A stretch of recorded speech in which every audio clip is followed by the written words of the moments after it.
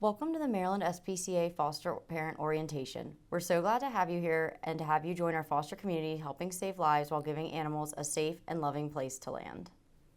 To foster with the Maryland SPCA, you will need to follow all policies and protocols, have reliable transportation, rideshare is totally okay, provide a safe and consistent environment for your foster pet, make sure your own pets are up to date on vaccines as well as being spayed or neutered, communicate with the foster team within 48 hours when needed, and always follow foster staff instructions regarding medications, behavior plans, or if a pet needs to be returned. We are here to support you every step of the way. That includes us providing all necessary supplies, 24/7 emergency support, access to Pet ER for after-hours emergencies, ongoing support and training opportunities, an online resource library, case management for medical and behavioral needs, adoption support, and transparent, engaging, and supportive community. As a foster parent, you will support your foster animal through every step of their journey, including providing daily care, transporting to and from medical appointments at the shelter, administering medication as needed, following any behavior plans, tracking and reporting your foster's progress, and helping prepare them for adoption. Let's talk about how to contact us. For time-sensitive matters like fevers over 104 degrees Fahrenheit, seizures, potential poisoning, extreme lethargy, fading kittens, lost foster pet, or emergencies during your appointment arrivals, you should contact us immediately by calling the foster hotline during business hours or VitaVet for after hours. However, for all non-urgent matters, email is our main contact method. During the day, we are often in the middle of appointments, caring for animals, and assisting adopters, so answering calls or texts for non-urgent issues may not be possible. This helps keep the hotline clear for true emergencies. We do our best to answer emails as soon as possible, and your patience helps us support everyone effectively. The longest wait time for your email reply is typically on Sundays when the foster team is not in, but you can still use the foster hotline for urgent queries on Sundays if needed. So you might be wondering, what is VitaVet? VitaVet is a third-party partner that helps support our foster program by answering urgent medical questions from foster parents after regular foster hours. The process is simple and explained on this slide. Feel free to pause and read, but don't worry, we'll also give you a handout when you pick up your first foster pet. After you contact VitaVet and describe your foster situation, they will determine if your pet has to be seen at Pet ER immediately or if it can wait until the next day. If directed to Pet ER, call them on your way and bring your foster's medical records if possible. Remember, you will be financially responsible if you go to any vet without VitaVet's approval. On top of that, never give your foster animal medication not prescribed by our veterinarian, as that is illegal. All appointments for pickups, drop-offs, vet checks, or surgeries must be scheduled in advance through the foster team by email. Most appointments occur at our shelter at 3300 Falls Road, unless otherwise specified. Spay-neuter and specialty surgeries take place at our spay-neuter clinic on site. Next, we will talk about preparing your foster space. First, choose a safe, quiet, and enclosed space in your home, such as a spare bedroom, bathroom, or office. For dogs, a great way to give them their own space is to utilize an X-pen, crate, baby gates, or even simply closing doors to spare rooms. This space should be easy to clean and free from hazards. And when fostering sick or underage pets, make sure to not only clean, but also disinfect the space when the foster stay is over. We recommend using a bleach solution or an approved cleaning solution like Rescue for disinfecting a space. We have cleaning protocols for specific illnesses, so do not hesitate to reach out if you are unsure. When it comes to animal care, both dogs and cats need regular playtime. There are many tools out there that can help with independent playtime that will help both you and your pet relax and have a good time. When it comes to food and drink, our adult animals get fed a minimum twice daily, and we provide a mix of dry and wet food for a balanced diet. Pets always need access to clean water. Some fosters find it helpful to record their daily food intake and bowel movements, especially when it comes to animals who are under or overweight. For dogs, provide regular leashed walks or supervised yard time. We recommend testing your yard security before letting a dog off leash. Trust us, you don't want to be whisper yelling "cub" at midnight when foster husky decides to explore the neighborhood. For cats, clean litter boxes daily and do a full clean once a month. If fostering multiple cats, make sure you have at least one box per cat.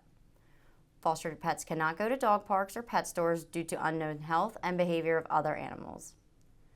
Always check with the foster team before introducing your foster to your resident pet. And transport dogs on a leash or in a crate, and always transport cats in carriers. When outside, foster dogs should always be wearing a collar with the Maryland SPCA name tag on it.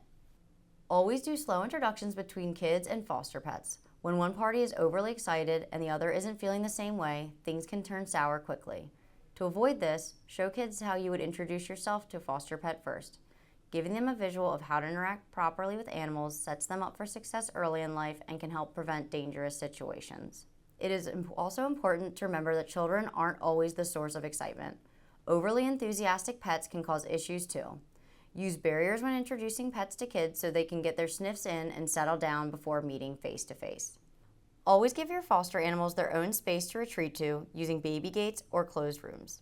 Let your foster pet have choices, including alone time, and ensure adults handle leashes and carriers. Supervision is essential for the safety of everyone involved. After many years of coordinating people's foster journeys, we've collected a few tips and tricks to help make fostering a fun and easy experience for you. We know many people feel hesitant about leaving their foster dog home alone for the first time, but putting it off can do more harm than good and may build bad habits. Instead of becoming one with your foster dog, set up a camera, using your laptop or an actual camera, so you can monitor your new friend while staying close by in case you need to return. Most of the time, things go just fine, but it doesn't hurt to have proof. Next, please do not leave your foster pet unsupervised with your resident pets, as you won't be there to de-escalate if something happens.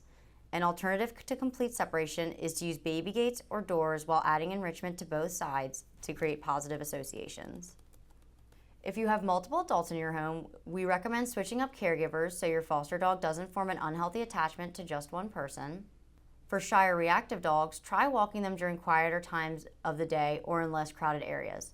This can also help with housebreaking, as some dogs may feel too scared or distracted outside to go to the bathroom, preferring the comfort of your home instead.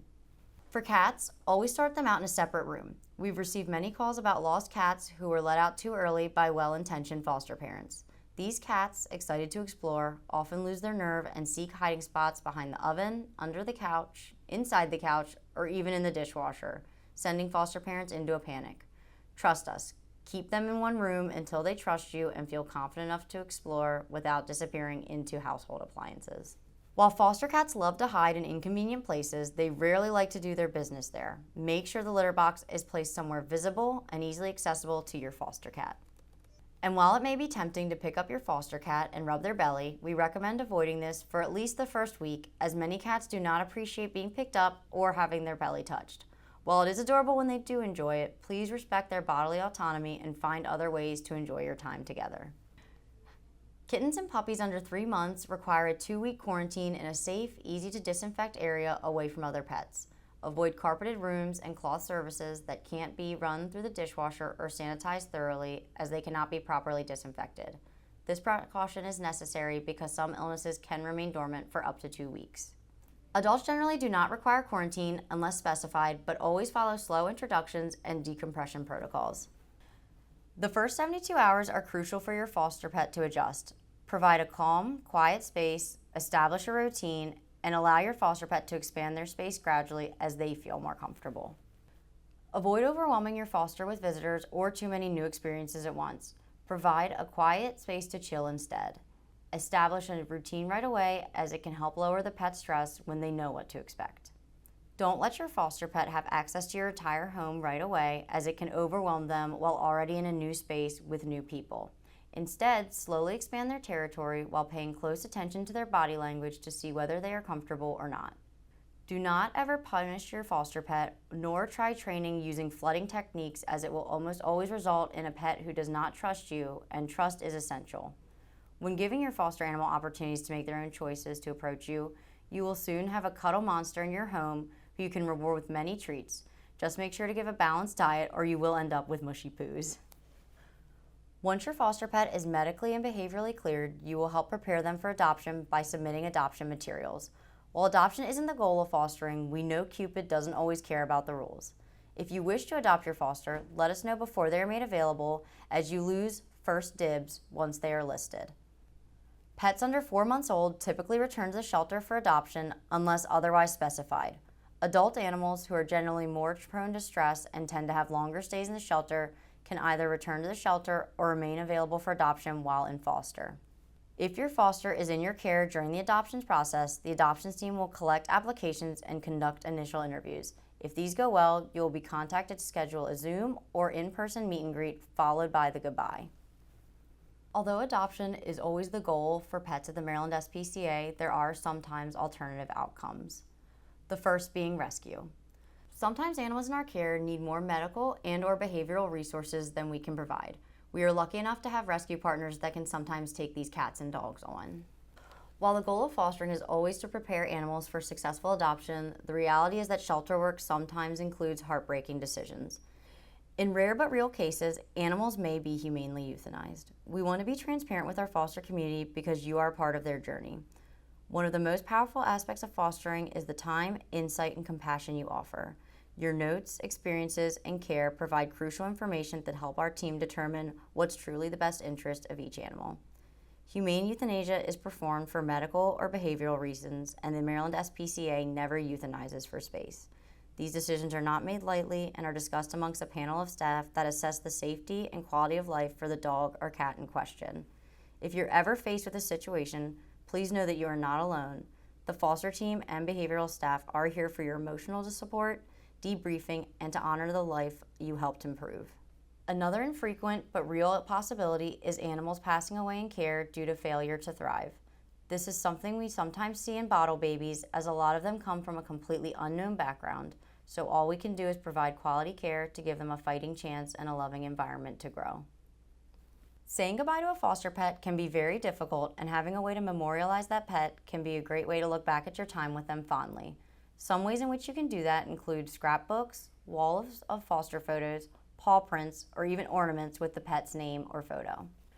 We understand that saying goodbye sucks, but that means there will be a new hello and you'll be able to save even more lives. We know this is a lot of information, but don't worry. Many of these resources, along with additional support materials, are on our Foster Google Drive. You will receive access in your welcome email once you complete the quiz at the end of this orientation. The welcome email will also include a link to view pets available for fostering. Are you excited to help pets and would like to get even more involved? Well, you are in luck since we have plenty of opportunities within the shelter. We would love your help with walking dogs, helping adopters, or managing donations. Visit www.mdspca.org/volunteer to apply.